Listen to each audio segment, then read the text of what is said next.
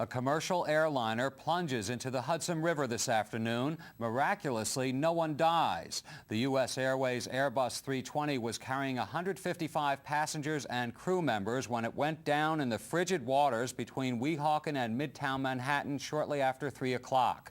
A passing ferry and rescue boats arrived at the plane within minutes. They picked up passengers and crew, taking them to safety. A New Jersey airport, Teterboro, almost played a role here. Officials tell the Associated Press the pilot reported bird strikes to the aircraft's engines when he was over northern New Jersey. He was told to return to LaGuardia Airport, but asked whether he could land at the Teterboro airfield. His plane never made it there and instead slammed into the Hudson. Jersey City Medical Center tells NJN News tonight that passengers are being treated. Triage sites have been also set up. Ed Rogers picks up the story for us tonight on the Jersey side of the Hudson from one triage site in Weehawken. The New York Waterway Ferry Terminal was turned into a triage area, with the survivors of the U.S. Airways flight that ditched into the Hudson were treated by emergency medical crews. Some of the survivors were quickly moved to an awaiting bus. Police kept the press from interviewing the passengers, who were on a flight from LaGuardia Airport to Charlotte, North Carolina.